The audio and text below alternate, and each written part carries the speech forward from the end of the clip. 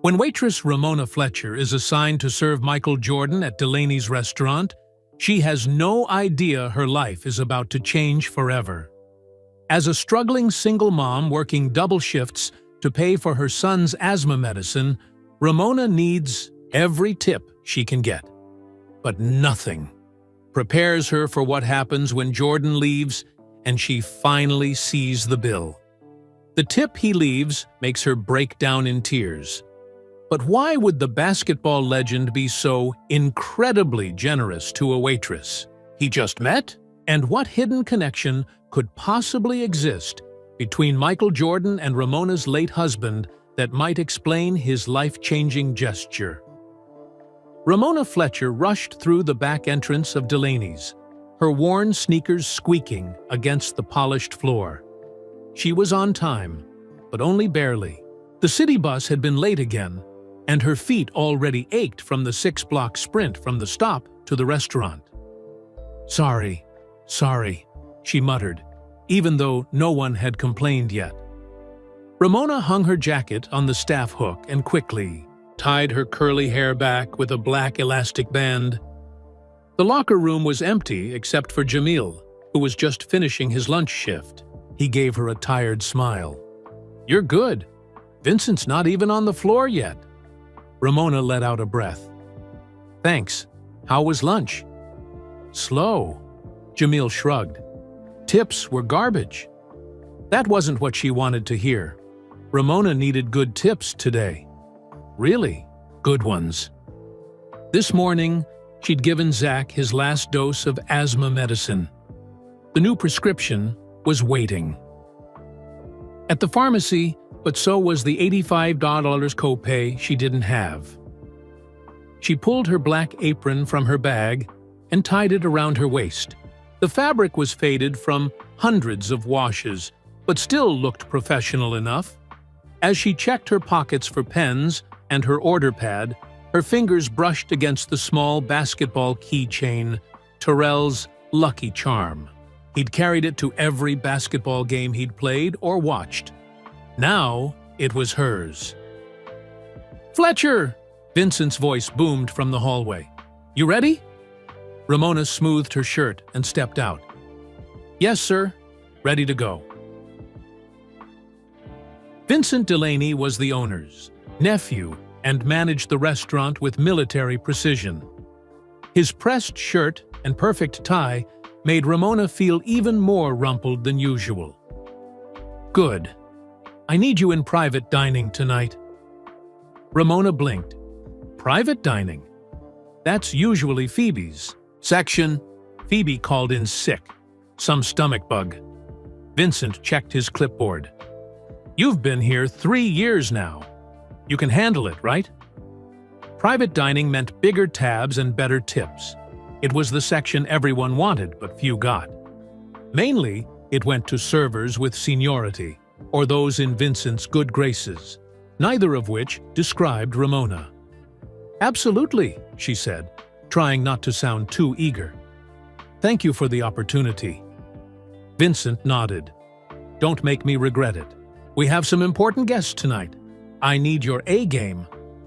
"You'll get it," Ramona promised. As Vincent walked away, Ramona felt a flutter of hope. This was exactly what she needed. A chance to earn enough for Zach's medicine and maybe even get ahead on the electric bill. She headed to the private dining room to prepare it for the evening. The space was elegant, with dark wood paneling and soft lighting from crystal chandeliers. 8 leather chairs surrounded a large table that gleamed from a fresh polish. Ramona checked everything twice: water glasses, wine glasses, silverware, napkins. Each place setting had to be perfect. Each knife and fork exactly 1 thumb width from the edge of the table. Her mind drifted to her boys as she worked. Marcus would be home from basketball practice by now, probably helping Zach with his homework. At 14, Marcus had stepped up after Terrell's death in ways no child should have to. He made sure his 8-year-old brother took his medicine, helped with his reading, and never complained when Ramona worked double shifts. The thought of Zach made her check her watch. She needed to text Mrs. Winters from next door to make sure. She'd look in on the boys around dinner time. "Bread baskets need to be fresh, not more than 10 minutes old when served," Vincent said, suddenly appearing in the doorway. "And make sure the butter is soft, but not melting." "Got it," Ramona nodded, making mental notes. "And Fletcher?" Vincent lowered his voice. "The guests tonight, they're big, like really big, so no mistakes." "Who is it?" Ramona asked, curiosity getting the better of her. Vincent shook his head. "Can't say, but if you do well, I'll remember it. If you don't..." He let the threat hang unfinished. After he left, Ramona took a deep breath. Big guests meant big pressure, but also big tips. She thought of the prescription waiting at Walgreens, of Zach's scared face during his last asthma attack, of how Marcus had held his brother's hand while they waited for the rescue inhaler to work.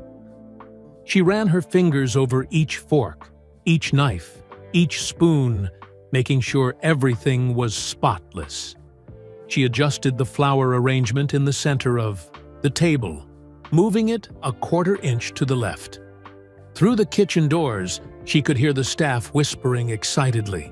Someone important was coming, and she was going to be their server. The thought terrified and thrilled her. Ramona touched the small basketball keychain in her pocket. "Wish me luck, Terrell," she whispered. "I think I'm going to need it tonight." Chaituti checked her reflection in one of the silver serving trays. Dark circles shadowed her eyes from too many late nights and early mornings, but her uniform was clean, her hair neat. It would have to do. The dining room was ready. The kitchen was prepping. And somewhere out in the city, someone important was headed to Delaney's, unaware that their dinner bill might be the miracle Ramona Fletcher had been praying for. The eye-tight kitchen doors swung open as Chef Paolo barked orders to his staff. Ramona watched the controlled chaos from the edge of the private dining room. Cooks moved with practiced precision, plating appetizers for the main dining area, while preparing special ingredients that weren't on the regular menu. They requested the prime dry-aged ribeyes, Chef Paolo told Vincent, and someone find me fresh. Truffles! Ramona's curiosity grew. She straightened a water glass that was already perfectly aligned with the others. "Fletcher!" Vincent appeared at her side. "The reservation is for 7 o'clock. That's 30 minutes from now. I need you to stay in this room and be ready. Do not leave for any reason." "Who exactly am I serving?" Ramona asked again, hoping for a hint. Vincent checked his phone, then leaned closer. "Let's just say if this goes well, it could put Delaney's on the map." He straightened his tie nervously. "And possibly save my job." Before Ramona could ask more questions, the front door chimes rang and Vincent rushed toward the entrance. Through the partially open door, Ramona glimpsed 2 men in dark suits scanning the restaurant. They didn't look like diners. They looked like security. Her heart beat faster. Celebrities sometimes ate at Delaney's, but rarely with this much preparation and secrecy. Last month, a food critic from the Tribune had come in, causing a similar stir, but not private security. Ramona quickly sent a text to Marcus. "Working special section tonight. Might be late. Make sure Zach takes his medicine before bed. Love, you both." The reply came seconds later. "Got it, Mom. Good luck." Ramona took a deep breath and smiled. That boy was her rock, too grown up for 14, but she was grateful every day for his help. A commotion near the front made her look up. The security men had returned and were speaking urgently with Vincent. One pointed toward the back exit, while the other checked the windows. Whatever was happening, it was big. Moments later, Vincent hurried into the private dining room, his face flushed with excitement or panic. Ramona couldn't tell which. "They're 5 minutes out," he hissed. "Their advance team just cleared the restaurant." "Vincent, please," Ramona said. "I need to know who I'm serving." Vincent glanced over his shoulder, then whispered, "Michael Jordan." Ramona's knees went weak. "Michael Jordan? The basketball player?" "No, the other Michael Jordan," Vincent snapped. "Of course the basketball player. Him and 3 business associates. They're discussing some investment thing." He grabbed Ramona's shoulders. "Do not mess this up, Fletcher. Do not ask for autographs. Do not mention basketball. Unless he brings it up. Treat him exactly like any other guest. Just the best version of that." Ramona nodded, her mind racing. Michael Jordan, Terrell's hero, the man whose poster had hung in their bedroom until the day they'd had to sell their house. The player who'd inspired Terrell through college basketball and whose example he'd used to teach their boys about perseverance. And she would be serving him dinner. "I need a minute," she said weakly. "You don't have a minute," Vincent replied. "They're here." As if on cue, the restaurant fell silent. Ramona heard the front door open, followed by hushed whispers and a few gasps from the main dining room. Heavy footsteps approached the private dining area. Ramona touched the basketball keychain in her pocket, feeling her late husband's presence. Stronger than she had in months. "Help me through this, Terrell," she whispered. Vincent greeted someone in the hallway, his voice higher than usual. "Mr. Jordan, welcome to Delaney's. We're honored to have you with us tonight. Please, right this way."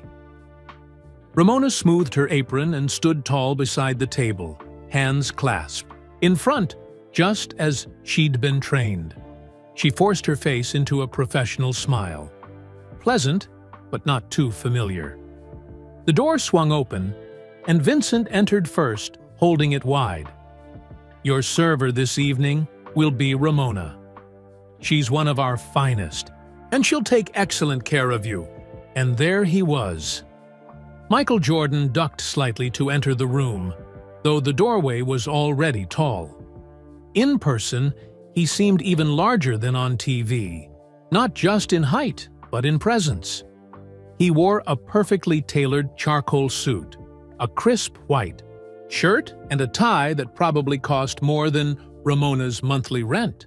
Behind him came 3 men in business attire, each carrying leather portfolios.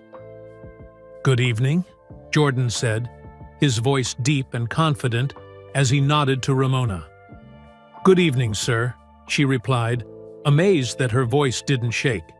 "Welcome to Delaney's. May I offer you and your guests something to drink while you settle in?"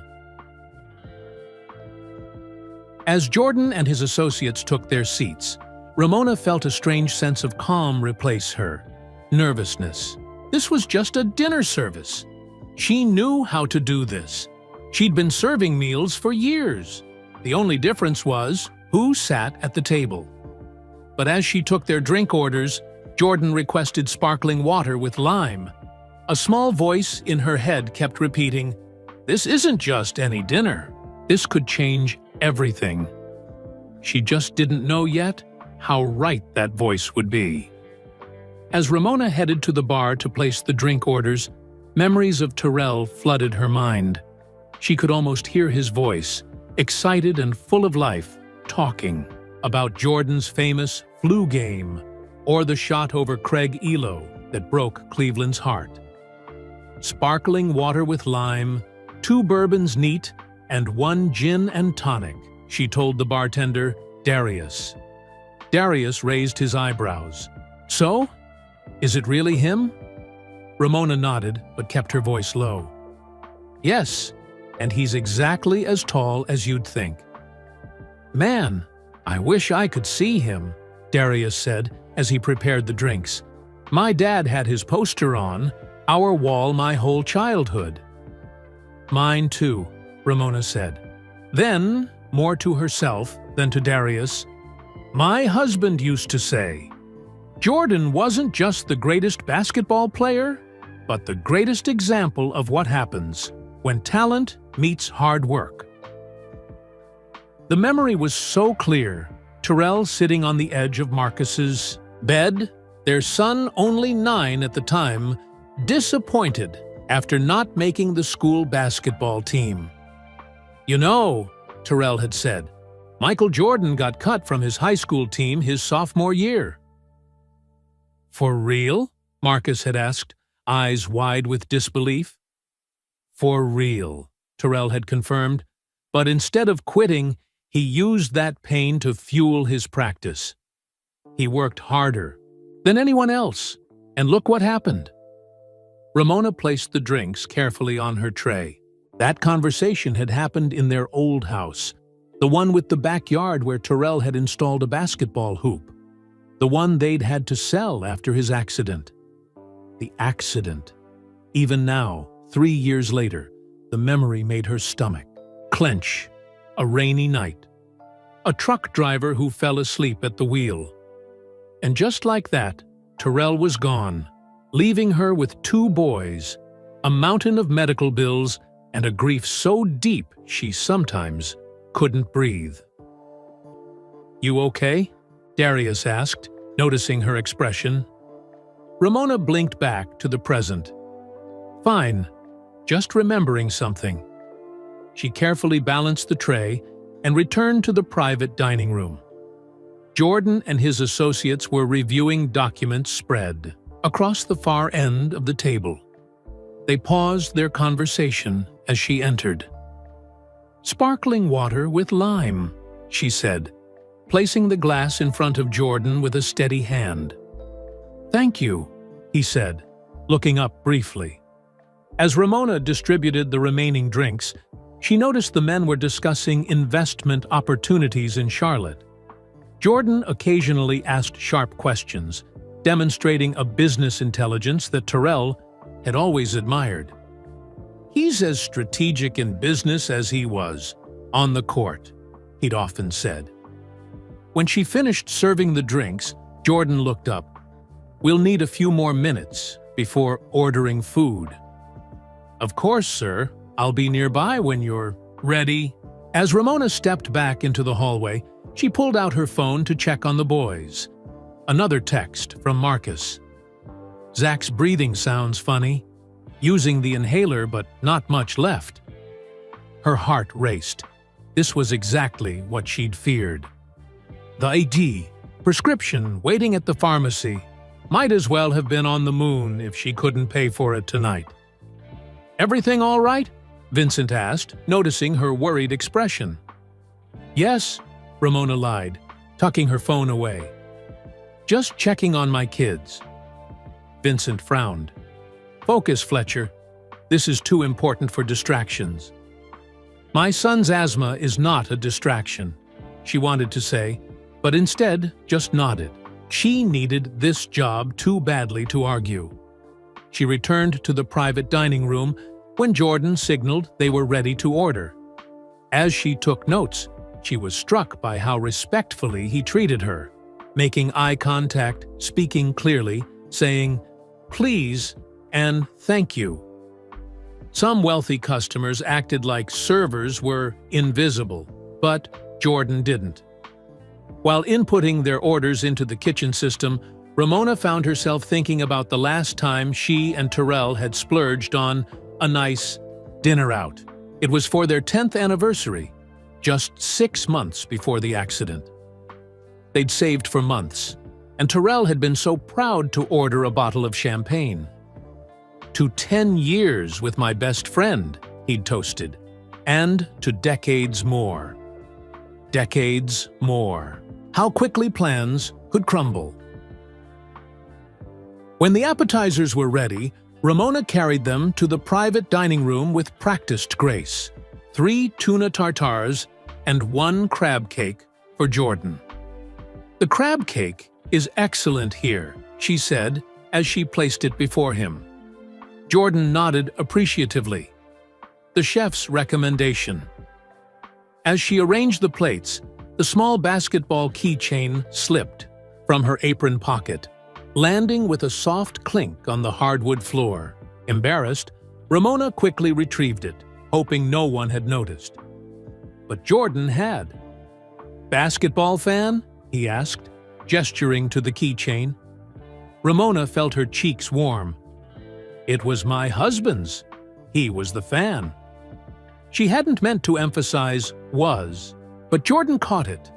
Something in his expression shifted. A flash of understanding. "Was?" he asked gently. "He passed away 3 years ago," Ramona said, surprised at herself for sharing something so personal. "Car accident." Jordan nodded solemnly. "I'm sorry to hear that." One of his associates cleared his throat, clearly wanting to return to business. Jordan held up a hand, asking for another moment. "He admired you," Ramona added, the words spilling out before she could stop them. "Used to tell our boys your story whenever they faced setbacks, about getting cut from the team and using it as motivation." Jordan smiled slightly. "That's a story that's followed me a long time. It helped my oldest when he didn't make his school team. Now he's starting point guard." She smiled, thinking of Marcus's last game, how he'd looked up to find her in the stands, just as he used to do with Terrell. "Good for him," Jordan said. "Perseverance matters." "That's what Terrell always said." She caught herself. "I'm sorry. I shouldn't be talking about personal things. Can I get you anything else with your appetizers?" "We're good for now, thank you," Jordan said, his eyes lingering on her for a moment before returning to his associates. As Ramona left the room, she felt lighter somehow, sharing that small piece of Terrell with someone who had meant so much to him. It felt right, like Terrell was present in some small way at this surreal dinner service. And perhaps, she thought, that was a sign of good things to come. Ramona checked her phone again while waiting for the main courses to be plated. Another text from Marcus had arrived. "Used last puff of inhaler. Zach seems okay now, but still wheezing a little." She typed quickly, "Keep him calm. I'll bring medicine tonight, promise." It wasn't just a promise to Marcus, it was a vow to herself. Tonight's tips had to be enough for that prescription. There was no plan B. Chef Paolo called her name, and she hurried to the kitchen pass. The entrees for Jordan's table looked spectacular. The prime ribeyes perfectly cooked, the sides artfully arranged, everything gleaming under the kitchen lights. "Don't let these get cold," Paolo warned. His usual gruffness softened slightly. Even he seemed affected by their famous guest. Ramona carefully balanced the large tray on her shoulder and made her way back to the private dining room. She could hear the men laughing inside, a good sign. Happy guests tipped better. She knocked lightly before entering. "Gentlemen, your main courses." The conversation paused as she served each plate with practiced efficiency. Ribeye for Jordan, and 2 associates, sea bass for the third. She refilled water glasses and ensured everything was perfectly placed. "This looks excellent," Jordan said, surveying his steak. "Chef's pride and joy," Ramona replied. "Is there anything else I can bring you?" "We're all set," Jordan said. Then, as she turned to leave, he asked, "Your son, the point guard, how old is he?" Ramona was surprised he remembered their brief exchange. 14. His name is Marcus. Jordan nodded. Good age to develop fundamentals. Is he tall for his age? Getting there. Takes after his father. Ramona felt a small tug at her heart. Terrell was 6'2". And your other son? You mentioned 2. Zach. He's 8. She hesitated, then added, he has asthma, so sports are harder for him. But he loves to watch his brother play. One of the associates cleared his throat meaningfully, and Ramona recognized her cue. Please, enjoy your meal. I'll check back shortly.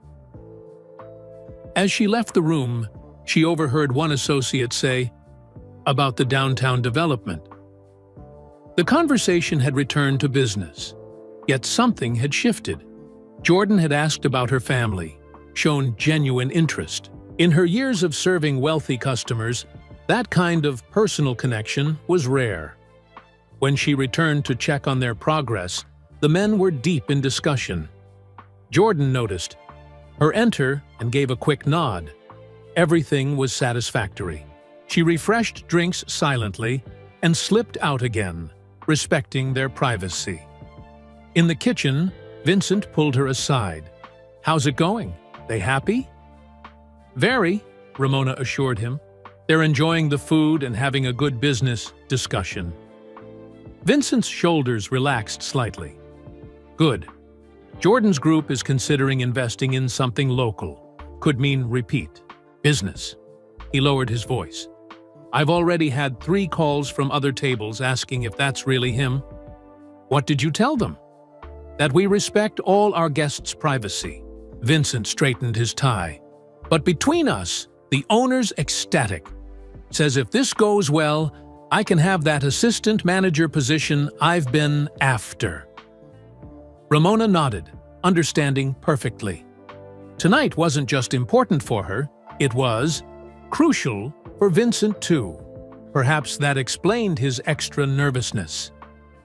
Dessert menus, Chef Paolo called out, sliding them across the counter to Ramona. And tell them I recommend the chocolate soufflé.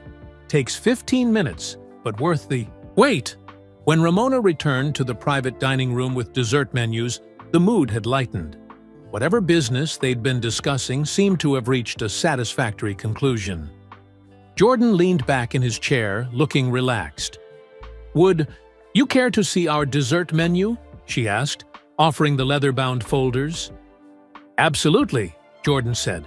What do you recommend? The chocolate soufflé is exceptional, though it requires a 15-minute preparation time. The New York cheesecake is also very popular. Jordan glanced at his associates. Soufflé sounds good to me. The others agreed, and Ramona collected the menus. 4 chocolate soufflés. Excellent choice. Coffee with dessert? They ordered various coffees, espresso for Jordan, and Ramona relayed the orders to the kitchen. While waiting for the desserts to bake, she checked in with Marcus again. Zach's watching TV now, breathing better. Relief washed over her, but she knew it was temporary. Without his medication, another attack could come any time. She needed to finish this shift, collect her tips, and get to the pharmacy before it closed at midnight. When the soufflés were ready, Ramona delivered them with a flourish. Best enjoyed immediately, she advised, as the perfect domes of chocolate released their steam. Jordan took a bite and nodded appreciatively. Compliments to the chef.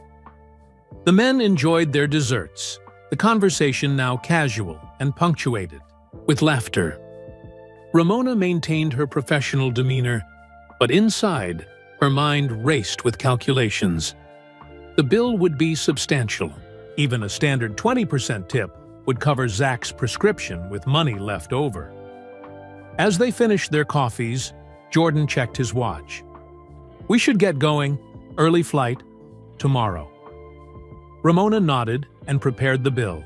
The total came to just over $2,100. The wine they'd ordered with dinner had been from the reserve list. She placed the leather folder discreetly on the table. It's been a pleasure serving you this evening, she said sincerely.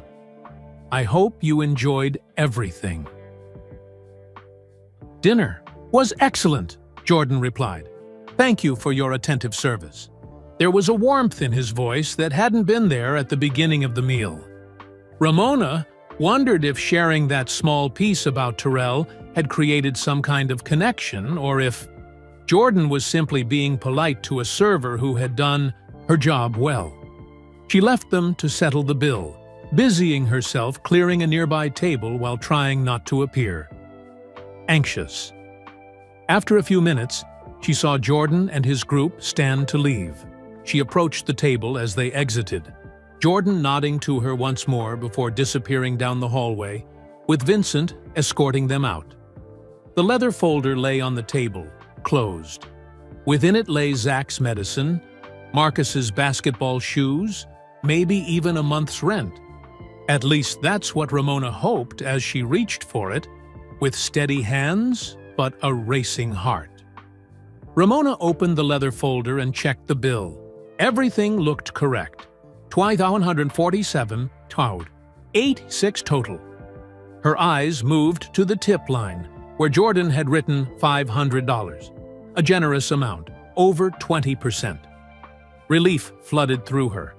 This would cover Zach's medicine and leave extra for groceries this week. She slipped the signed receipt into her apron pocket and began clearing the table. As she stacked the soufflé dishes, she noticed something on Jordan's napkin.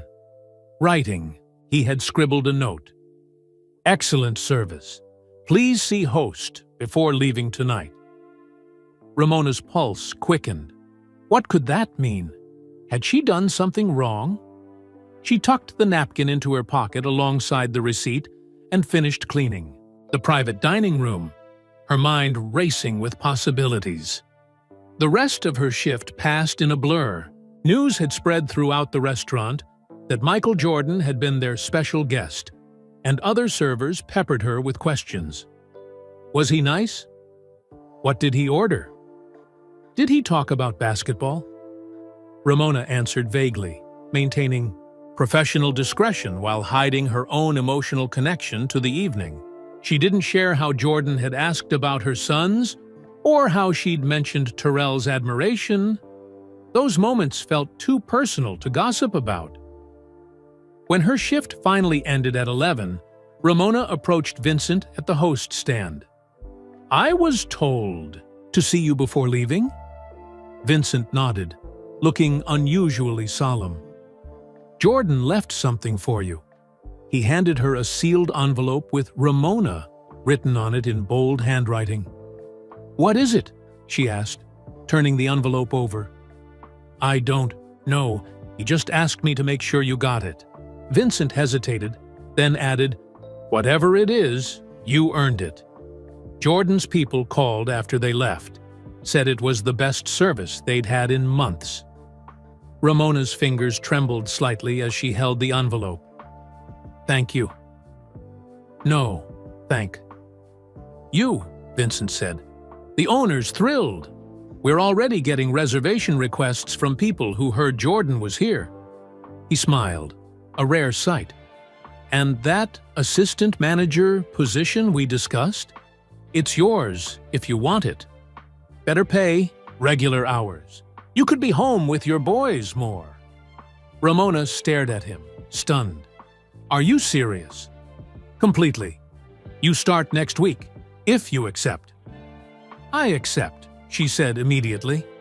Regular hours meant no more missed school plays or basketball games. Better pay meant fewer sleepless nights, worrying about bills. Vincent nodded. "Good. Now go home to your kids. And Fletcher, good job tonight." Outside, the night air was cool against Ramona's face. She walked to the bus stop, clutching the envelope and feeling strangely lightheaded. So much had changed in one evening. The generous tip, the assistant manager position. It felt like the universe was finally cutting her a break. At the bus stop. Alone under the streetlight, she carefully opened the envelope. Inside was a card with an embossed basketball logo at the top, written below in the same bold handwriting. "Ramona, Your story touched me. I'd like to help your sons.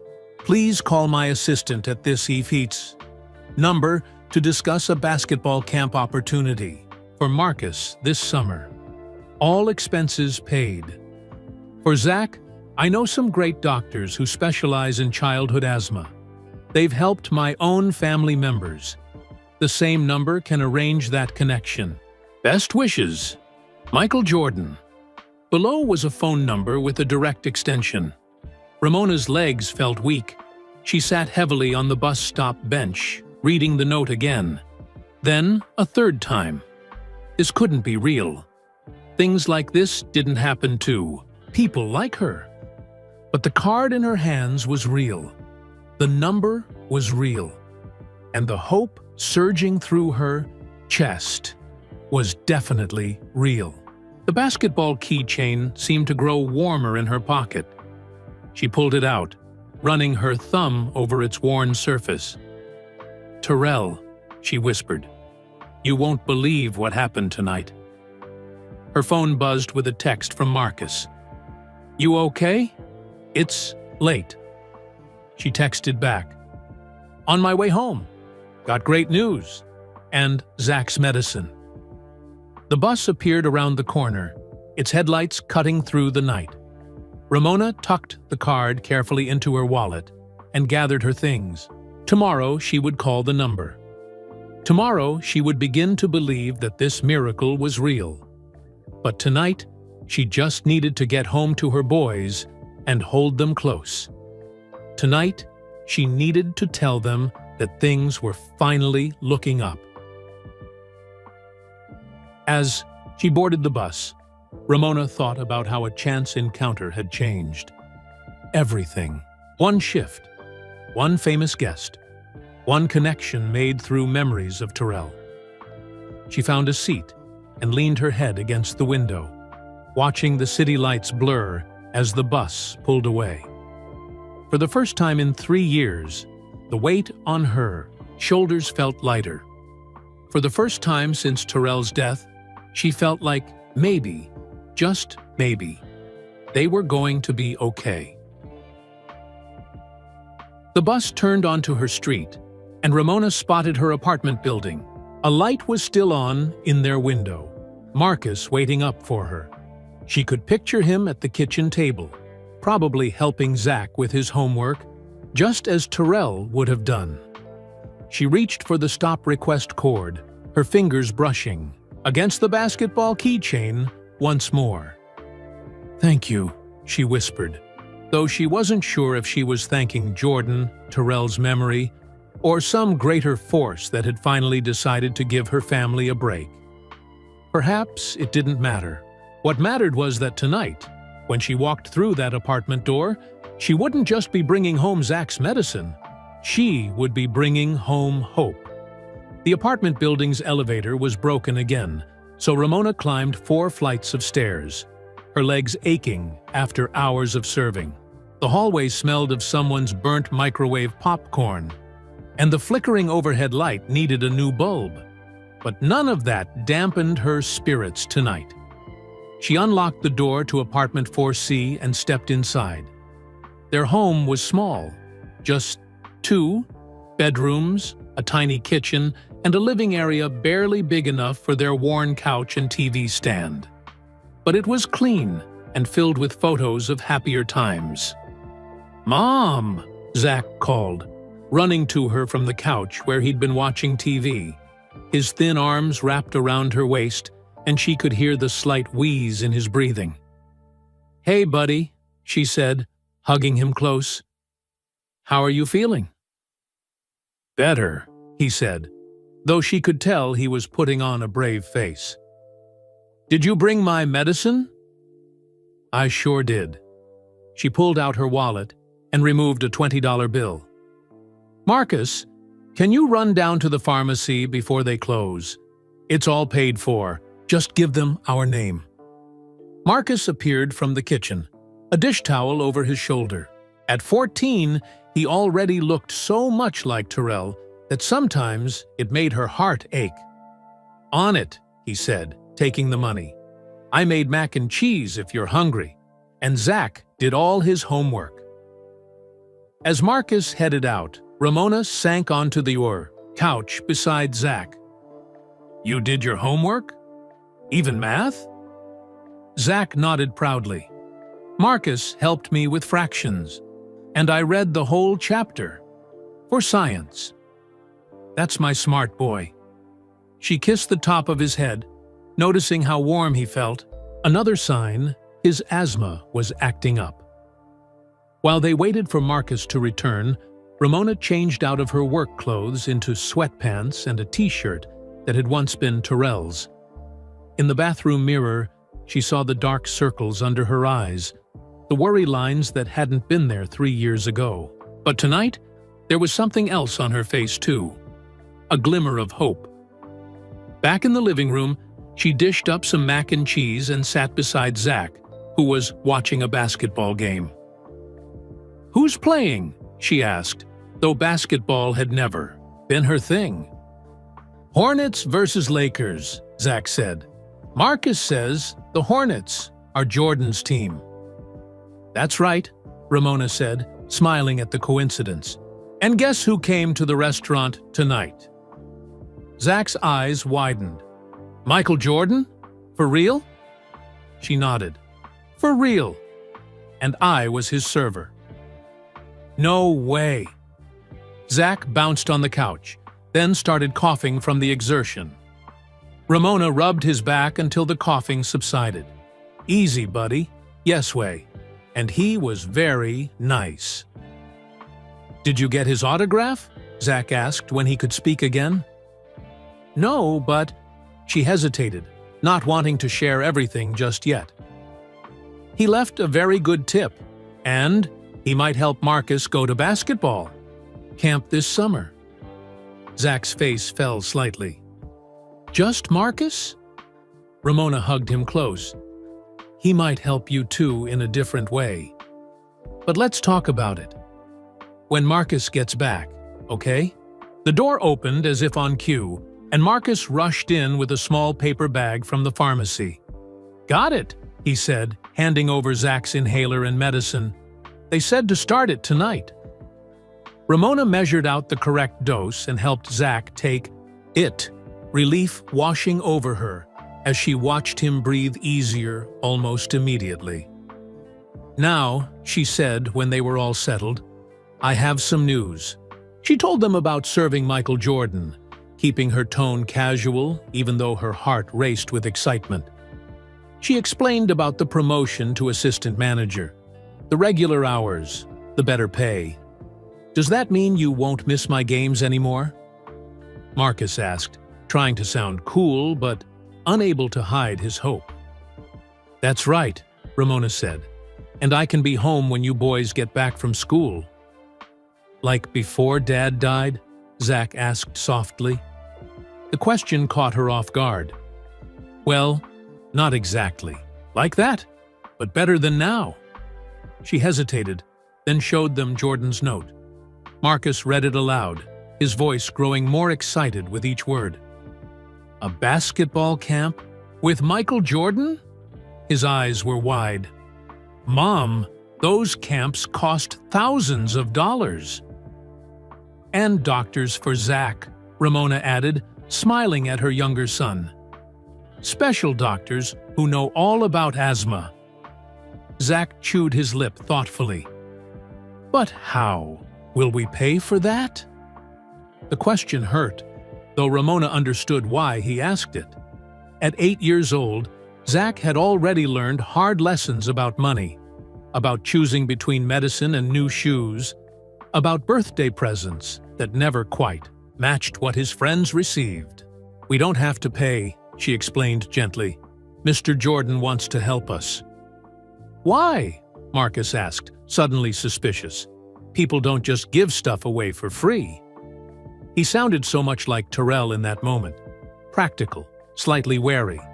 Terrell had been the same way, always looking for the catch, the hidden cost. "Sometimes they do," Ramona said, though she understood his skepticism. "Sometimes people who have a lot want to help people who need it." Is it because of Dad? Marcus asked quietly. You said Dad was a big Jordan fan. Ramona nodded, touching the basketball keychain that now sat on their coffee table. I told Mr. Jordan a little about your father, about how he used to tell you Jordan stories when you needed encouragement. Like when I didn't make the team, Marcus remembered. Exactly. Ramona squeezed his hand. And I think that meant something to Mr. Jordan. They sat in silence for a moment, the TV still playing the basketball game in the background. Their small apartment had never felt quite right without Terrell, like a puzzle missing its centerpiece. But tonight, somehow, his absence felt less jagged, less raw. Do you think Dad would be happy about this? Zach asked. I know he would, Ramona said, her throat tightening. He always wanted the best for you boys. Marcus stood suddenly and walked to the window. Below, the street was quiet. Just a few cars passing by. Their neighborhood wasn't the worst in the city, but it wasn't the best either. It certainly wasn't the neighborhood where they'd lived when Terrell was alive. Mom, he said without turning around. Do you think we'll ever move back to a house with a yard and a basketball hoop like before? The question broke Ramona's heart a little. They'd had to sell their house shortly after Terrell's death, when the medical bills and funeral costs had overwhelmed them. The boys had never complained about the apartment, but she knew they missed their old home. I don't know, she answered honestly. But with this promotion, and if we're careful with money, maybe someday. Marcus nodded, still looking out the window. I'd like that. I miss our old backyard. Me too, Zach said sleepily, the medicine making him drowsy. And my rocket ship wallpaper. Ramona pulled him closer. I know, buddy. I miss it all too. What she didn't say was how much she missed waking up next to Terrell, hearing his laugh echo through their home, watching him teach the boys to dribble in the driveway.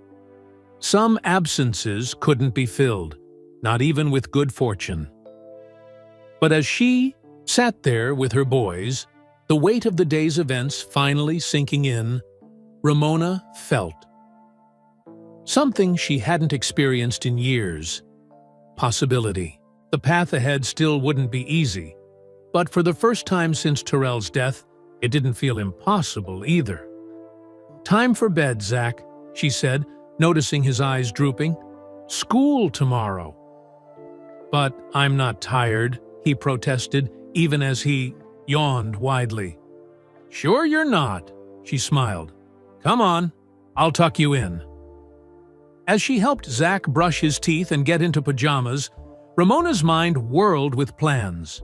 Tomorrow, she would call the number Jordan had given her. Tomorrow, she would start to believe that their luck had finally changed. But tonight, as she tucked the blanket around her youngest son and kissed his forehead, she simply allowed herself to feel grateful. Grateful for a generous tip, a promotion, and the kindness of a stranger who had somehow seen their struggle and decided to help. Mom, Zach murmured as she turned off his light. Yes, honey? I think Dad sent Michael Jordan to your restaurant. Ramona smiled in the darkness. You know what? I think maybe he did. Ramona's phone rang at 6:30 a.m., jolting her awake. Groggily, she fumbled for it on the nightstand. Hello? She mumbled, still half asleep. Ramona, it's Vincent. Sorry to call so early. She sat up, instantly alert. Is everything okay? More than okay, Vincent said, sounding unusually excited. Michael Jordan's group has booked the private room, again for tonight, and they're asking for you specifically. Ramona's heart skipped. For me? Are you sure? Positive. His assistant called personally. Vincent paused. Can you come in? I know it's your day off, but I'll be there, Ramona interrupted. This was a second chance, another opportunity she couldn't pass up. After hanging up, she checked the time. The boys would need to be up for school soon. As she put on her robe and headed to the kitchen to start breakfast, her mind raced. Another night. Serving Jordan meant another good tip, maybe even another chance to talk about the basketball camp and doctors for Zach. The smell of pancakes soon brought both boys to the kitchen, sleep still in their eyes. "Mom," Marcus yawned. "Why are you making pancakes? It's Thursday." Ramona flipped a perfectly golden pancake onto a plate. "I got called into work tonight. Special request." "Michael Jordan again?" Zach asked excitedly, sliding into his chair. "Yes, actually." She smiled at their wide-eyed reactions. His group asked, "For me specifically?" Marcus grinned. "See? I told you you're the best server there." "Thanks, honey." She ruffled his hair, thinking how much he looked like Terrell when he smiled. "But here's the thing. It means I'll miss your school play tonight, Zach." Zach's face fell. He had been practicing his 3 lines as tree number 2 for weeks. "You promised you'd come," he said quietly. Guilt twisted in Ramona's stomach. "I know, buddy. I'm so sorry. But Mrs. Winters said she'd record it for me, and we can watch it together tomorrow night, with popcorn and everything." Zach nodded, but his disappointment was clear. "It's okay. We need the money, right?" The simple acceptance in his voice made Ramona's heart ache. At 8 years old, Zach already understood too much about financial necessity. "It's not just about the money," she said, sitting beside him. "Remember Mr. Jordan's note? This is another chance to talk to him about that basketball camp for Marcus and those special doctors for you." Zach brightened slightly. "The doctors who could make my breathing better?" "That's right." She hugged him close. "Sometimes we have to miss one good thing for an even better thing later." After the boys left for school, Ramona called the number Jordan had provided in his note. AI polite woman answered, introducing herself as Jordan's personal assistant. "Mr. Jordan mentioned you might call," she said. "He's asked me to set up appointments with Dr. Brenner at the Children's Respiratory Clinic for your son, Zach." Ramona's breath caught. "He already did that?" "Yes. And regarding your older son, Marcus, the Summer Basketball Academy has a spot reserved for him. All expenses paid. I can email you the details if you provide your address."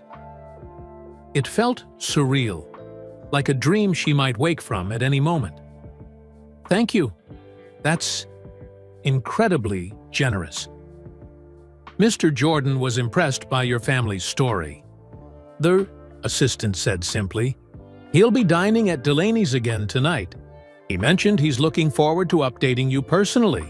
After the call, Ramona sat at her small kitchen table, overwhelmed. Things like this didn't happen to people like her, yet somehow it was happening. Her phone buzzed with a text from Vincent. "Jordan's group at 7 p.m. Menu requests coming. Soon." Second text followed. "Also, owner wants to discuss your promotion details before service." Everything was moving so quickly. Yesterday, she'd been worried about affording Zach's medicine. Today, he had appointments with specialist doctors. Marcus had a spot at an exclusive basketball camp, and she was getting promoted. All because she'd been assigned to the private dining room when Phoebe called in sick. The thought of Zach's play nagged at her as she prepared for work. She'd promised him she'd be there. Even with Mrs. Winters recording it, it wouldn't be the same. She wouldn't see his face when he spotted her in the audience. Wouldn't be able to give him flowers afterward, as she'd planned. But this opportunity was too important to pass up. One missed play could mean a better future for both boys. With a sigh, she called Mrs. Winters to confirm she could record the performance, then texted Marcus to make sure he'd take Zach to the school auditorium on time. "Got it covered," Marcus replied. "Good luck tonight. Maybe get Jordan's autograph this time?" Ramona smiled. Despite everything they'd been through, Marcus still had that spark of childlike enthusiasm, just like his father. She arrived at Delaney's early as requested.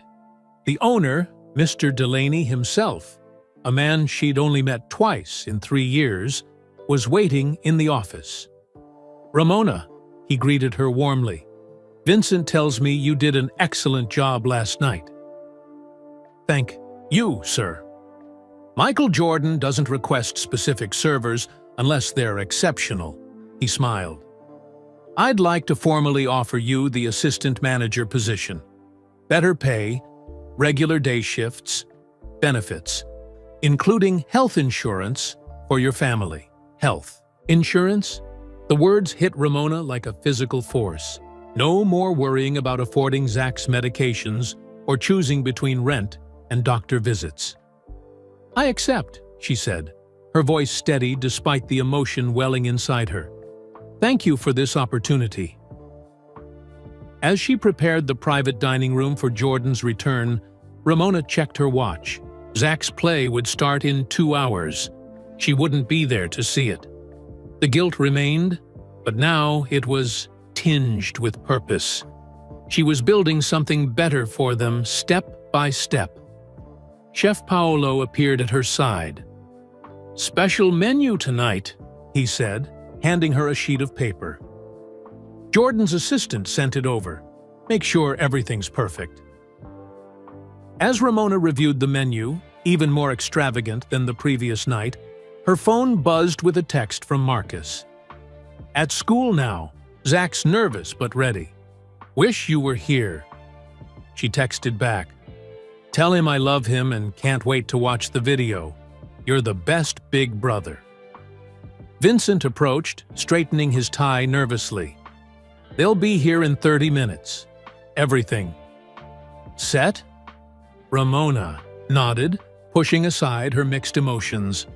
Tonight was about providing perfect service again. Tonight was about securing this second chance that had fallen unexpectedly into her lap. Because sometimes, she thought, touching the basketball keychain in her pocket, second chances were the most important ones of all. Michael Jordan arrived, precisely at 7, accompanied by the same 3 associates from the previous night.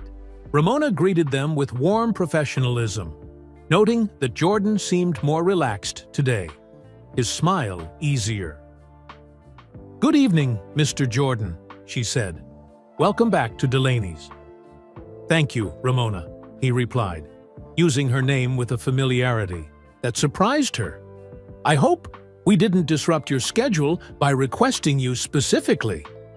Something in his tone made her wonder if he somehow knew about Zach's play. She pushed the thought aside. That was impossible. "Not at all," she assured him. "It's my pleasure." As she took their drink orders, sparkling water with lime again for Jordan, she noticed one of the associates studying her curiously. He was older than the others, with silver hair and kind eyes behind stylish glasses. "Did you call the number?" Jordan asked as she served their drinks. "Yes, sir, this morning." Ramona kept her voice steady, but emotion threatened to break through. "I don't know how to thank you for the doctor appointments for Zach and the basketball camp for Marcus." Jordan nodded. "No thanks necessary. My assistant said everything's arranged." The silver-haired man leaned forward. "Michael tells us your younger son has asthma. My grandson had similar issues until he found the right treatment plan. Dr. Brenner is the best. He was my grandson's specialist." Ramona felt a rush of gratitude toward this stranger who understood. That's wonderful to hear. Zach's had such a hard time, especially this past year. "If I may ask," Jordan said, "where is Zach tonight?" The question caught her off guard. "He's at school, actually, in the spring play." She checked her watch. It would be starting in 15 minutes. "He's playing a tree." "A tree?" Jordan smiled. "And you're missing it to serve us?" The silver-haired man exchanged a glance with Jordan. Something unspoken passed between them that Ramona couldn't interpret. "I asked a neighbor to record it," she explained, feeling a need to justify her choice. "We're going to watch it together tomorrow night." Jordan nodded thoughtfully. "Well, we appreciate your being here. I hope he understands." "He does," Ramona said, though the doubt in her heart persisted. Children understand more than we give them credit for sometimes. As she turned to place their dinner orders, Jordan asked, "The basketball keychain, you mentioned it was your husband's?" "Yes," Ramona replied, surprised he remembered that detail. "Terrell carried it to every game, said it was good luck." "Where did he play?" Jordan asked. "College ball at North Carolina Central." She smiled at the memory. "Nothing professional, but basketball was his life. He coached youth leagues after college. Before the accident," Jordan finished for her. Ramona nodded, emotion tightening her throat. She didn't usually discuss Terrell with customers, but something about Jordan's interest felt genuine, not merely polite. "What position?" Jordan asked. "Point guard, like Marcus is now. Always said the point guard is the team's heart, making plays happen for others." The silver-haired man nodded. "That's where leadership starts, on the court and off."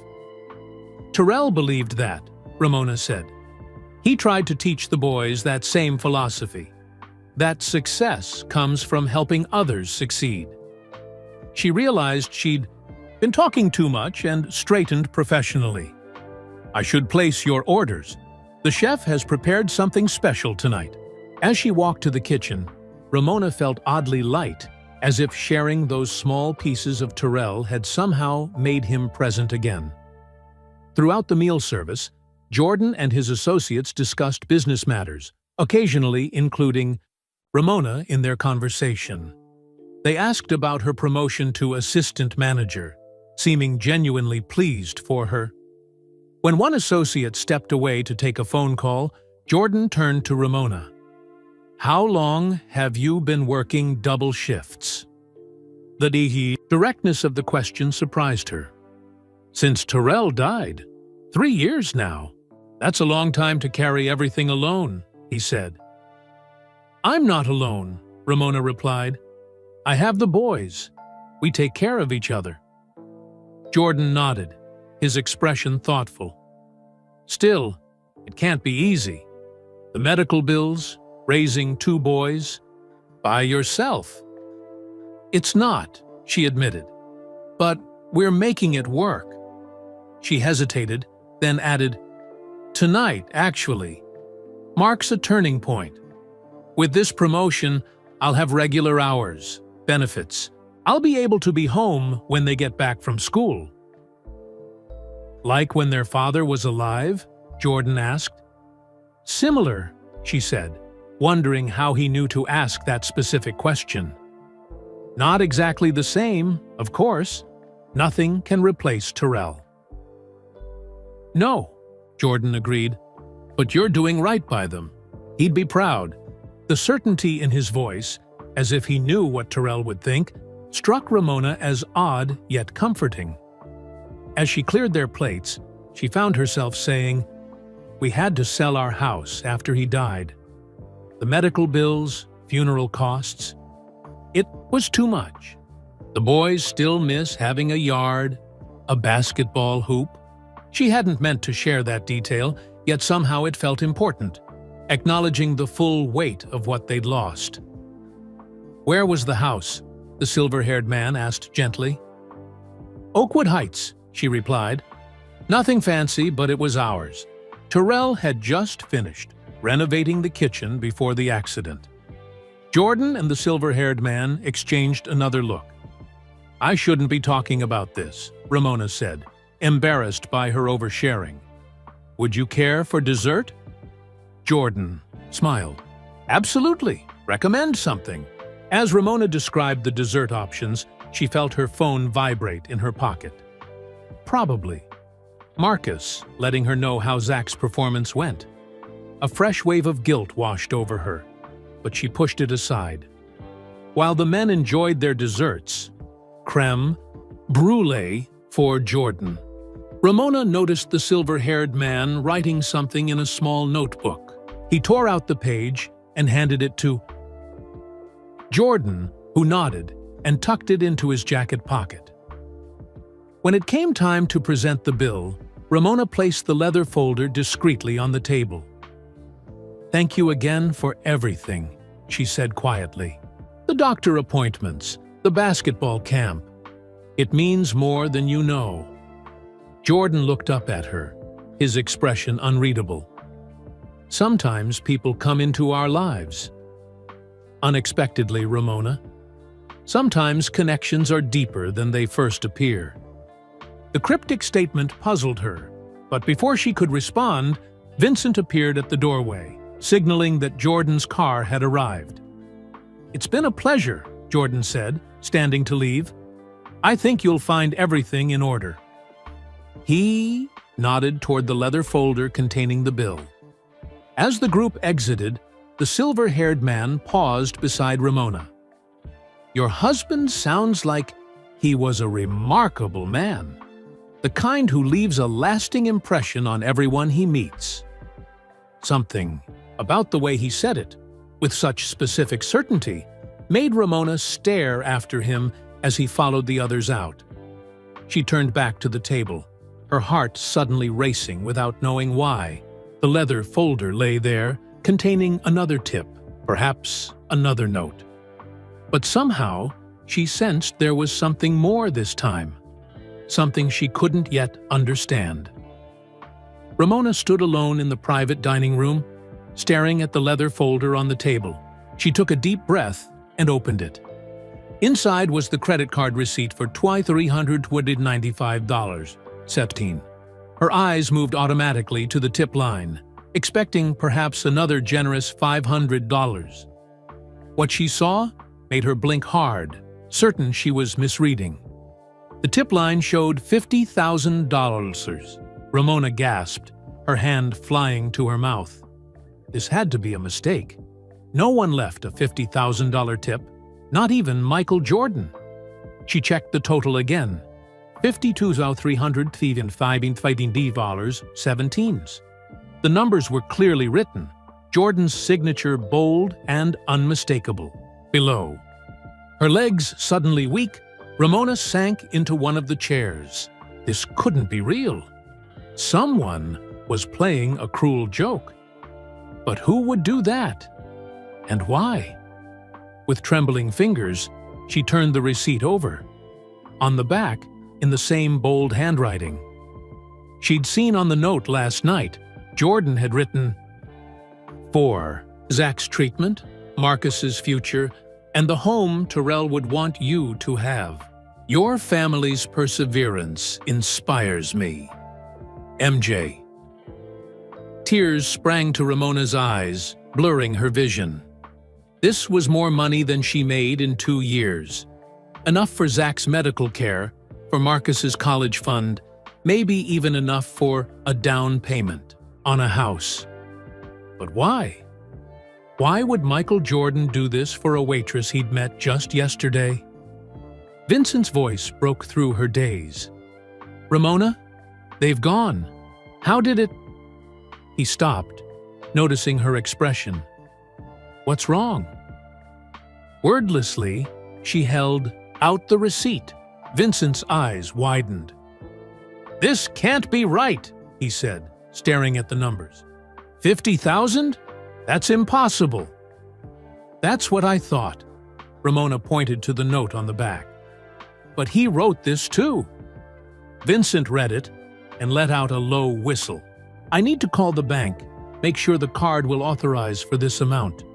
He pulled out his phone. "Stay here." Left alone again, Ramona tried to make sense of what was happening.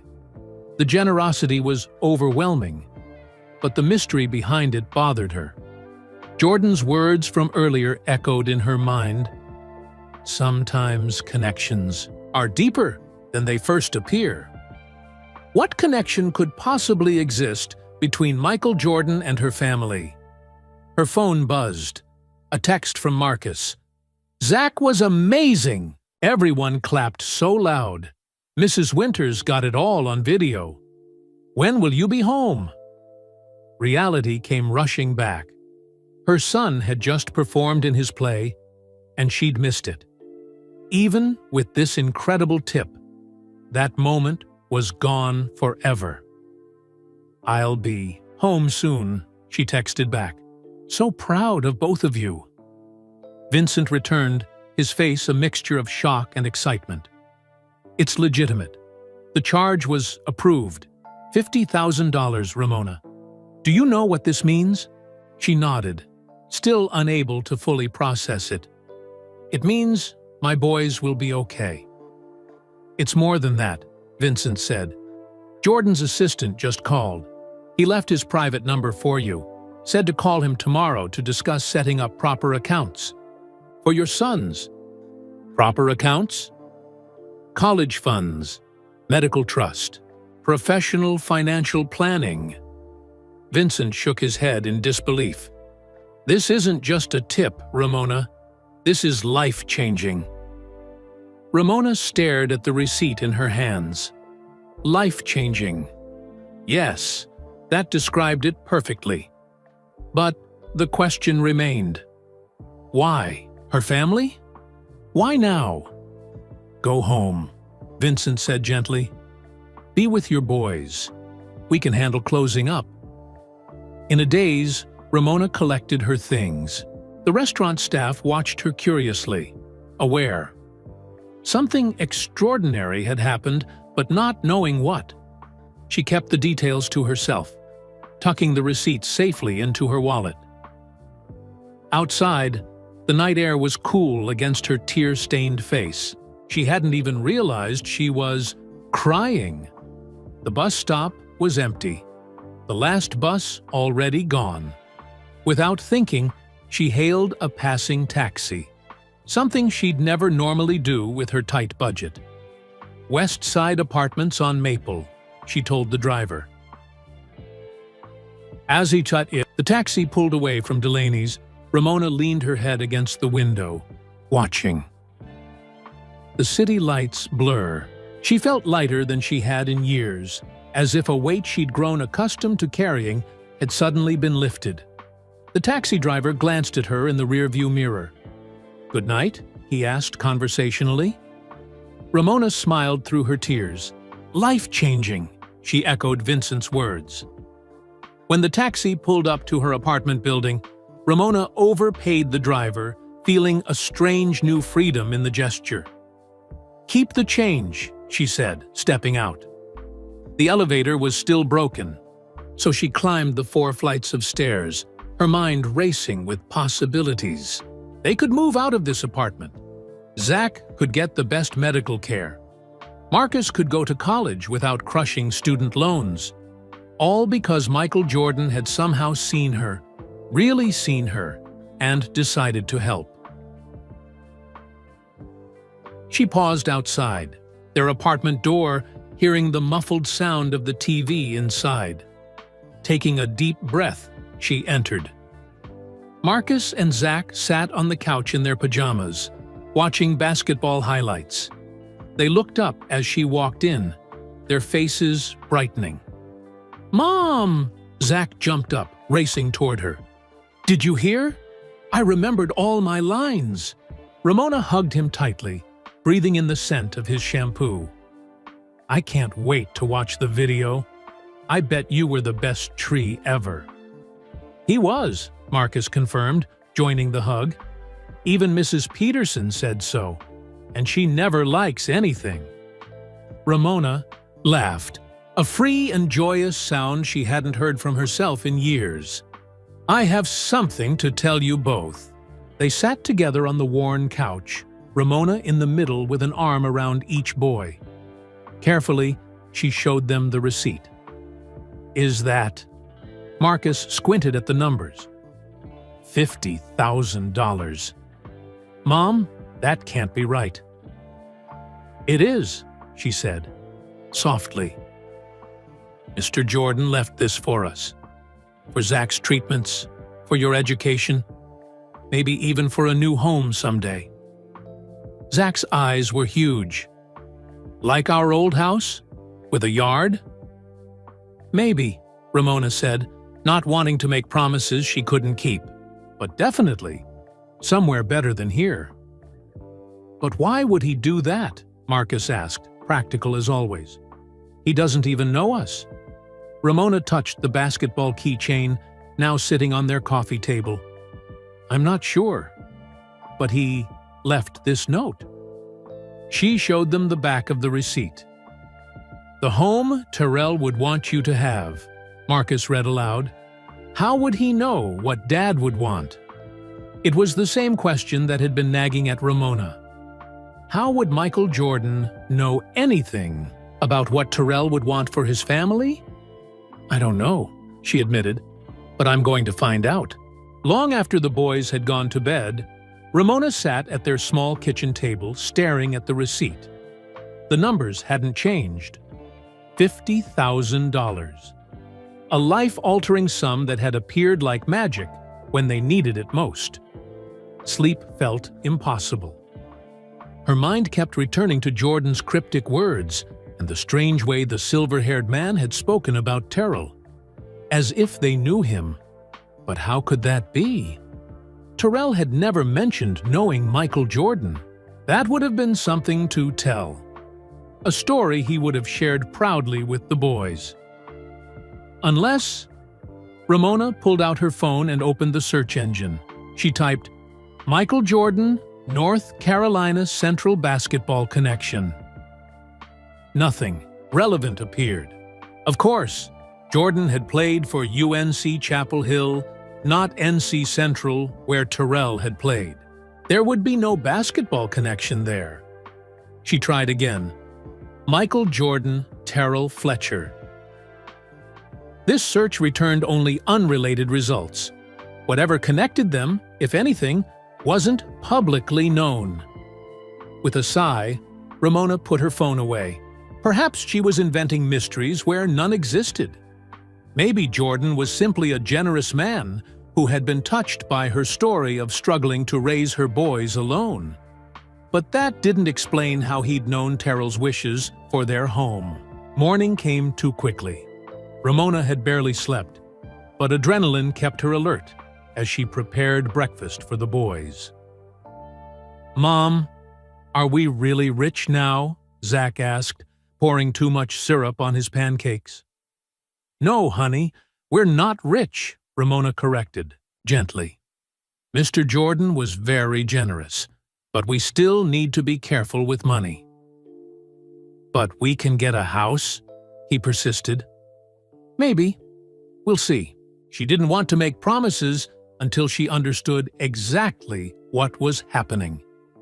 After sending the boys to school, Ramona called the number Jordan's assistant had provided. The same polite woman answered. "Mr. Jordan was hoping you'd call this morning," she said. "He's arranged for you to meet with financial advisor Thomas Wilson at First Capital Bank today at noon. Would that work for you?" Ramona checked the time. She had a few hours. "Yes, that's fine." "Excellent. Mr. Wilson will help establish college, funds for your sons, and a medical trust for Zach's ongoing care." The assistant paused. "Mr. Jordan also mentioned you should bring any documents related to your former home in Oakwood Heights." Ramona's pulse quickened. "Why would I need those?" "I believe Mr. Wilson will explain everything. The address is 425 Central Avenue, downtown. Ask for Mr. Wilson at reception."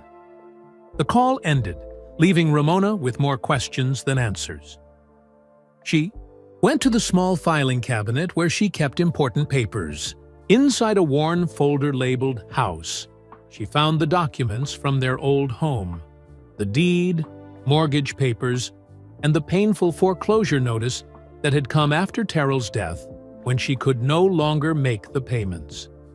At precisely noon, Ramona entered the imposing glass building that housed First Capital Bank. The marble floors and high ceilings made her feel small and out of place in her simple blouse and slacks. "I have an appointment with Thomas Wilson," she told the receptionist, trying to sound confident. "Of course.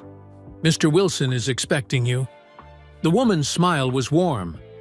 "Please, take the elevator to the 14th floor. Suite 1420. Mr. Wilson turned out to be the silver-haired man who had dined with Jordan the previous night. He greeted Ramona with a gentle handshake, ushering her into a spacious office with views of the city skyline. "I imagine you have questions," he said, gesturing for her to sit.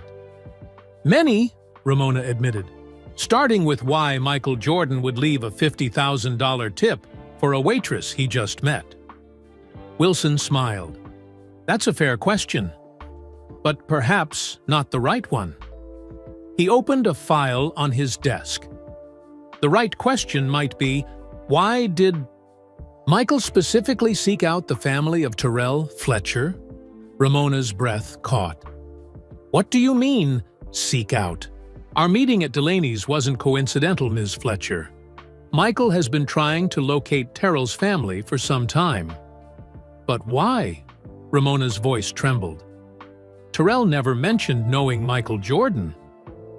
"No, he wouldn't have." Wilson pushed his glasses up his nose. "Terrell was a man of remarkable integrity and remarkable discretion." He removed a photograph from the file and slid it across the desk. It showed a much younger Michael Jordan with his arm around a tall, smiling young man that Ramona recognized instantly. "Terrell," she whispered, touching the photo. "But when was this taken? How?" 25 years ago, Wilson said, before Michael became a global icon, before either of them had the lives they would eventually lead. "I don't understand," Ramona said, still staring at the photo. "Terrell would have told me if he knew Michael Jordan. Not if he'd promised not to." Wilson leaned forward.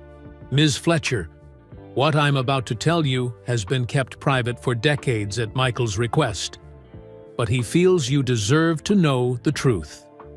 Ramona listened, stunned, as Wilson related a story she had never heard, about a young Michael Jordan, and an incident that could have ended his career before it began. About how Terrell had been there that night, about a promise made between two young men. "So you see," Wilson concluded, "Michael's been looking for Terrell for years to repay a debt he felt he owed. When he finally found you and learned of Terrell's passing," Wilson's voice softened. "Well, he decided the debt was now owed to Terrell's family." Ramona couldn't speak. Her hands trembled as she placed the photograph back on the desk. "The tip," she finally managed, "and the college funds, this is all because of something that happened 25 years ago?" "A life debt is never fully repaid, Ms. Fletcher. Michael believes that without Terrell's intervention, that night there might never have been 6 NBA championships, never been Air Jordan." Wilson smiled gently. "Now, shall we discuss the practical matters?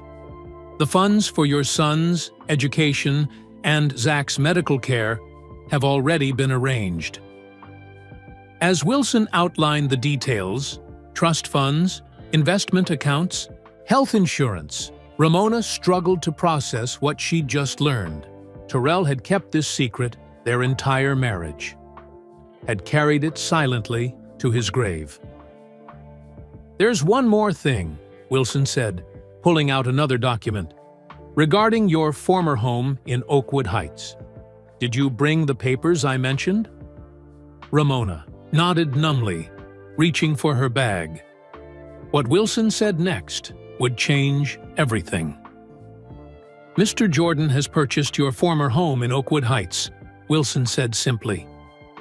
Ramona stared at him, certain she had misheard. He, what? Purchased your home, Wilson repeated. After it was foreclosed, it changed hands several times. The current owners were planning major renovations, but agreed to sell when Michael made an offer significantly above market value. Ramona's mind reeled. Their house, the one where she and Terrell had started their family, where Marcus had taken his first steps, where Zach had come home from the hospital. Jordan had bought it? But why? She asked, her voice barely above a whisper. To return it to its rightful owners. Wilson slid a document across the desk. This is the deed, already transferred to your name. The house has been fully paid for. There is no mortgage. Ramona's hands shook as she took the paper. There it was, her name on the deed to their old house on Maple Street.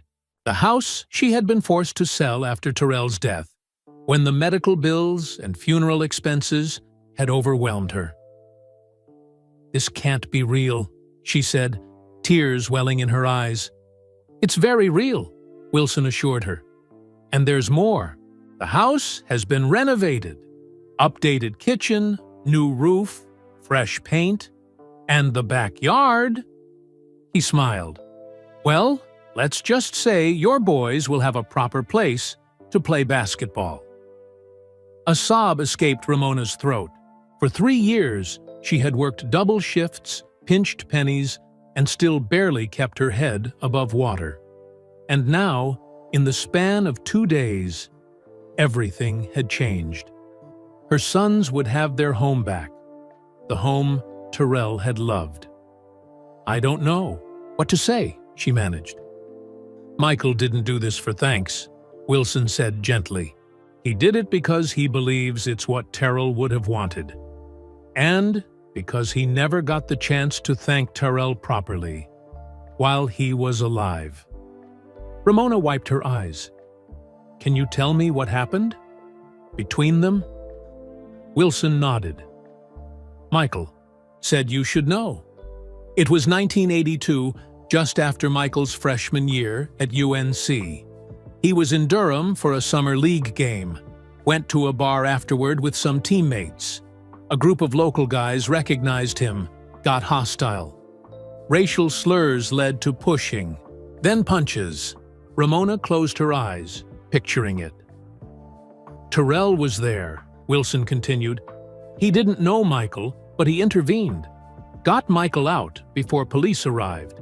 Had Michael been involved in a bar fight, especially with the racial elements involved, his career might have ended before it truly began. That sounds like Terrell, Ramona said softly, always standing up for others. According to Michael, Terrell refused any reward or recognition, asked only that, Michael, remember, there are good people in the world, even in bad moments. Wilson adjusted his glasses. They stayed in touch for a while, but as Michael's fame grew, Terrell backed away, said he didn't want anything from their connection. The story settled over Ramona like a warm blanket. It fit perfectly with the man she had loved. Humble, principled, unwilling to cash in on a good deed. When Michael tried to find him years later, Terrell had moved, changed numbers. It was only recently that Michael was able to trace him, only to discover he had passed away. Wilson's voice softened. When he learned about your situation, he felt it was finally time to honor the debt. Ramona held the deed tightly, as if it might disappear. This is too much. Not according to Michael, Wilson smiled. He said to tell you that Terrell saved more than his career that night. He saved his faith in humanity at a time when he needed it most. They spent the next hour going over practical details. The house was ready for immediate occupancy. Trust. Funds had been established for Marcus and Zach. A separate account would cover Zach's medical expenses until he turned 25. By the time Ramona left the bank, she felt like she was floating. The world looked different, brighter, full of possibility. She walked to a nearby park and sat on a bench, trying to process everything. Terrell had known Michael Jordan, had helped him in a moment of need, had never used that connection for personal gain, never even mentioned it to his family. She pulled out her phone and called Vincent at the restaurant. "I can't come in tonight," she said when he answered. "Or tomorrow. I need a few days." "Take all the time you need," Vincent replied. "The assistant manager position will be waiting when you're ready." Next, she texted Marcus, "Come straight home after school with Zach. I have news." How would she tell them? How could she explain that their father's silent act of integrity had led to this miraculous turn in their fortunes? As she rode the bus home, Ramona thought about promises, the ones we make to others, and the ones we make to ourselves. Terrell had promised Michael discretion all those years ago and had kept that promise. Now, Michael was keeping his own promise to honor the debt. Long after it could be directly repaid.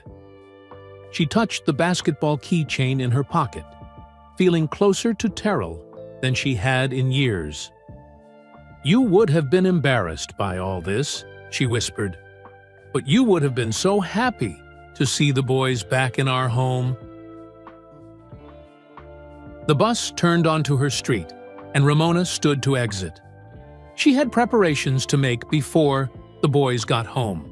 Tonight, she would tell them about their father's hidden act of kindness, about the house that would be theirs again, about the security that had appeared like a miracle, but was really the result of Terrell's character.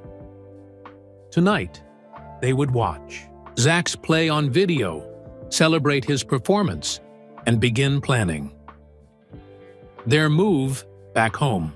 Tonight, they would begin their new life, a life made possible by a promise kept for 25 years. And Ramona made her own promise silently as she walked the final blocks to their apartment. To honor Terrell's memory by raising their ode for sons with the same integrity he had shown. To teach them that character matters more than recognition. That doing the right thing, even when no one is watching, even when there's no reward, is what defines a person. That was Terrell's legacy, more valuable than any house or trust fund, and she would make sure their sons understood it. 3 months later, Ramona stood on the front lawn of their house in Oakwood Heights, watching Marcus and Zach shoot hoops on the brand-new basketball court in the backyard. The spring sun warmed her face as she sipped her morning coffee, still marveling at how much had changed. The house looked better than she remembered. Fresh paint, new windows, updated landscaping. Jordan's team had thought of everything. Inside, the kitchen Terrell had renovated remained mostly unchanged but with new appliances. The boys' bedrooms had been repainted in their favorite colors, and Zach's rocket ship wallpaper had been meticulously recreated. It was both familiar and new, like their lives now. "Mom!" Zach called, waving excitedly. "Watch this!" She smiled as her younger son attempted a layup. His breathing was stronger these days. The specialists Jordan had connected them with had prescribed a new treatment plan that was working wonders. Zach still had asthma, but it no longer defined his life. Marcus rebounded the ball effortlessly, At 14, he was already showing the promise of his father's athletic ability. The summer basketball camp had transformed his skills, and his coaches were talking about college scholarships down the road. Ramona checked her watch. She had an hour before she needed to leave for work. Her assistant manager position at Delaney's kept her busy, but the regular hours meant she was home every evening for dinner with the boys. The doorbell rang, interrupting her thoughts. Probably Mrs. Carson from next door, who had been bringing welcome-back cookies and casseroles since they moved in. But when Ramona opened the door, it wasn't Mrs. Carson standing on her porch. It was Michael Jordan. "Mr. Jordan," she said, surprised. "I wasn't expecting you." He smiled. "I was in town and wanted to see how you and the boys were settling in. Is this a good time?" "Of course." She stepped aside to let him enter. "The boys are out back. They'll be thrilled to see you." Since the revelation 3 months ago, Jordan had kept in touch through his assistant, making sure the transition went smoothly. But this was his first visit to their home. "The place looks good," he said, glancing around the living room where family photos, including several of Terrell, lined the walls. "It's perfect," Ramona said sincerely. "I don't know how we can ever thank you enough." Jordan shook his head. "No thanks necessary. This was long overdue." She led him to the backyard, where the boys stopped their game mid-dribble, staring in awe. "Is that really?" Zach whispered loudly. "Boys," Ramona called, "you remember Mr. Jordan?" Marcus approached first, extending his hand the way Terrell had taught him.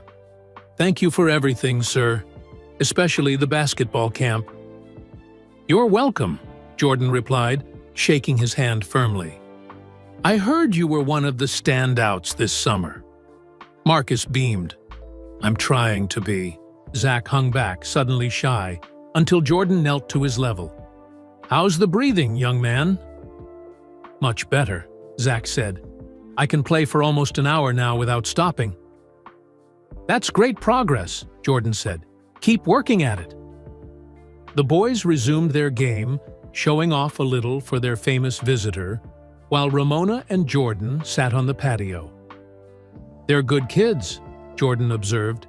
"Terrell would be proud." "I think so," Ramona agreed. "Every day, I see pieces of him. In them." They watched the boys play in comfortable silence for a moment. "I brought something for you," Jordan said finally, reaching into his jacket. "I wasn't sure if I should, but my wife convinced me you should have it." He handed her a small package wrapped in tissue paper. Ramona unwrapped it carefully to find a basketball. Not a full-sized one, but a miniature collectible, similar to the keychain Terrell had carried. "Turn it over," Jordan instructed. On the bottom was a hidden seam. When Ramona pressed it, the ball opened like a locket, revealing a small compartment. Inside was a yellowed newspaper clipping and a photograph. The clipping, dated July 1982, mentioned a bar incident in Durham that had been quickly contained with no arrests. No names were listed.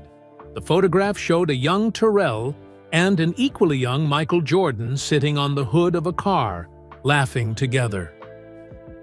"He kept this?" Ramona asked, stunned. Jordan nodded. "I found it when we located his personal effects from the accident. The police had cataloged everything, but this wasn't claimed." Ramona carefully removed the photo, turning it over. On the back, in Terrell's handwriting, "Remember, there's always more good than bad in the world. Just look for it." Tears filled her eyes. "This is why you put the note inside a basketball." "Seemed fitting," Jordan said quietly.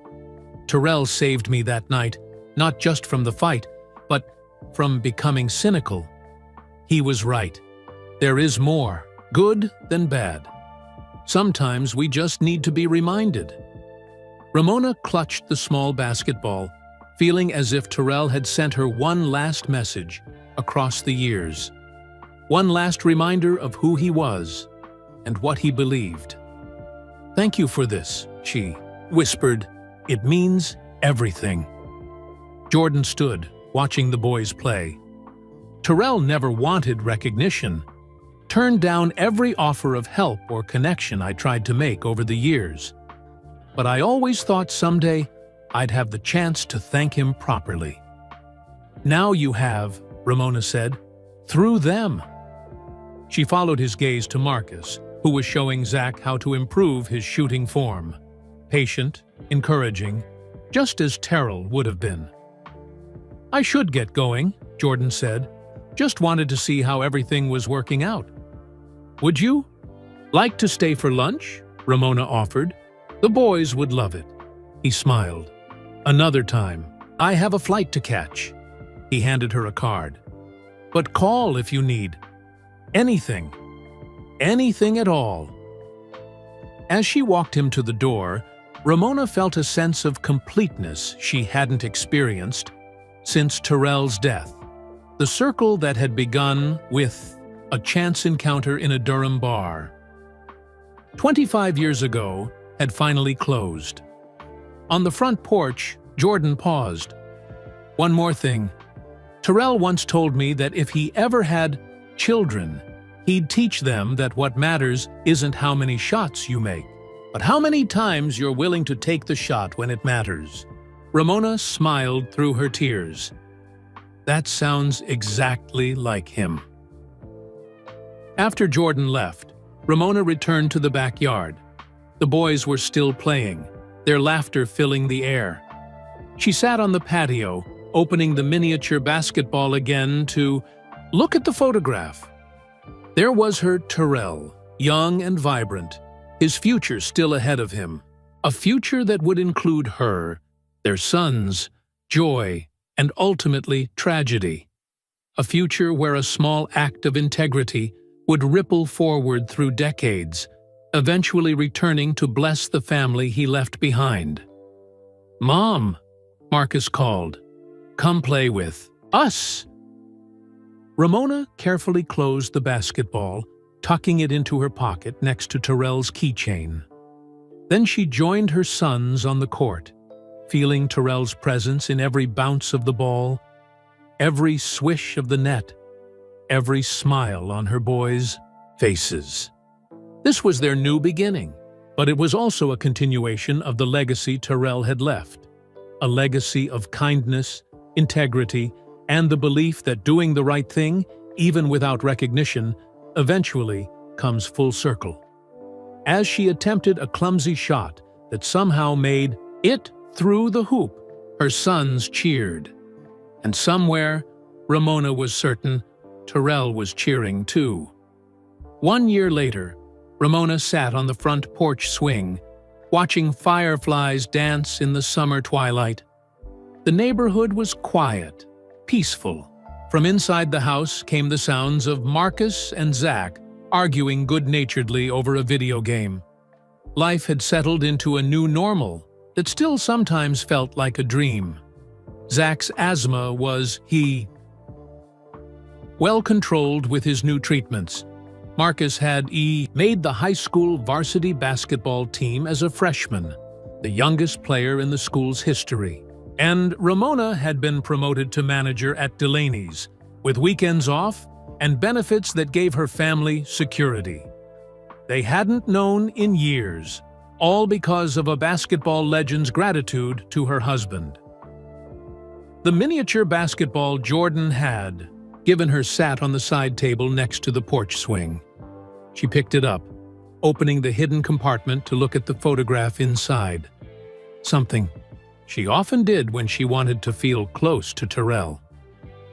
A car pulled into the driveway, headlights illuminating the basketball hoop that stood silhouetted against the darkening sky. Ramona recognized Thomas Wilson as he stepped out, carrying a small package. "Good evening, Ms. Fletcher," he called, walking up the path. "I hope I'm not intruding." "Not at all," Ramona said, standing to greet him. "This is a surprise." Wilson smiled. "I was in the neighborhood and thought I'd drop this by. It's the last piece of paperwork for Zach's medical trust." He handed her the package. Michael wanted to make sure everything was in order before his foundation takes over the annual funding. "Please thank him again," Ramona said, "for everything." Wilson nodded, then glanced at the miniature basketball in her hand. "Ah, I see he gave you the keepsake." "Yes, about a year ago." Ramona gestured to the porch swing. "Would you like to sit for a moment? I could get you some iced tea." "That would be lovely, thank you." While Ramona went inside to get the drinks, Wilson settled on the swing. Through the open window, he could hear the boys laughing, the sounds of a happy home. When Ramona returned with 2 glasses of tea, Wilson accepted one gratefully. "It's good to see everything working out for your family." "Better than I ever could have imagined," Ramona agreed, sitting beside him. She hesitated, then asked the question that had lingered in her mind for months. "May I ask you something, Mr. Wilson?" "Of course." "How did you know Terrell? You seemed familiar with him when we first met, beyond just knowing the story." Wilson smiled, a hint of nostalgia in his expression. "I was there that night too, in the bar, in Durham." Ramona's eyes widened. "You were?" Wilson nodded. "I was Michael's financial advisor even then, one of his first hires when he turned professional. I was visiting him during that summer league, went out with him and his teammates that night." He took a sip of tea. "I witnessed what Terrell did, how he stepped in when things got ugly, got Michael out safely without anyone recognizing what was happening." "You saw it happen," Ramona said softly. "Yes, and I saw something else too." Wilson set his glass down. "Something that Michael doesn't know. Something I've debated telling you for over a year now." Ramona's heart quickened. "What is it?" Wilson looked at her intently. "Terrell didn't just happen to be in that bar. He was there with a purpose." "What do you mean?" Earlier that day, Michael had received threats, racial slurs, warnings to stay in his place. It wasn't unusual in those days, sadly. But these were specific, mentioning the bar where the team hung out after games. Wilson's voice lowered. The men who started the confrontation that night weren't random troublemakers. They'd planned it, a deliberate attempt to provoke Michael into a career-damaging incident. Ramona felt a chill despite the warm evening. "How do you know this?" "Because after everything calmed down, I overheard Terrell on the phone in the parking lot. He was reporting to someone that Jordan is safe and that he'd handled it without anyone knowing." "Reporting to who?" Ramona asked, confused. Wilson hesitated. "I believe Terrell was working security. Unofficial, undercover protection for Michael arranged by UNC's athletic department. They were concerned about threats against their rising star, but didn't want to alarm him with obvious bodyguards." The revelation struck Ramona with physical force. Terrell never said anything about working security. He was a student at NC Central. Yes, but he was also known in college basketball circles as someone with good judgment and impressive physical presence. The kind of person who could diffuse situations without escalating them. Wilson smiled gently. The kind of person who would protect someone without seeking credit. Ramona's mind raced. Terrell had been studying criminal justice, had talked about possibly going into law enforcement. This fit with the man she knew. But why had he kept it secret? "If this is true," she said slowly, Why wouldn't Tyrell have told Michael who he really was? Why? Pretend to be just a random Good Samaritan? That's what I've wondered for years, Wilson admitted. My theory? Tyrell was asked to keep his role confidential. And once he saw how deeply Michael was affected by the idea that a stranger would step up to help him, how it restored Michael's faith in humanity at a crucial time. Perhaps Tyrell decided the story was more valuable than the truth. It made sense. Tyrell had always believed in the power of stories to shape how people saw the world. He'd told their sons stories about perseverance, about integrity, about finding the good in difficult situations. So Michael still doesn't know? Ramona asked. Wilson shook his head. No, and I'm still not certain if he should. That's partly why I've come tonight, to ask your opinion on whether this last piece of the story should be revealed. Ramona opened the miniature basketball again, looking at the photograph of the two young men laughing together, at Tyrell's handwritten message about finding the good in the world. No, she said finally. I don't think we should tell him. Wilson looked surprised. May I ask why? Because Tyrell kept this secret for a reason, Ramona said with certainty. The story of a stranger stepping up, asking for nothing in return. That meant something important to Michael. It shaped him. Tyrell understood that. She closed the basketball carefully. Some stories are more valuable than facts. Tyrell knew that. It's why he never told me, never told our boys. The lesson was what mattered to him. Wilson nodded slowly. I believe you're right. Tyrell's choice was deliberate, a final gift to Michael that went beyond the act itself.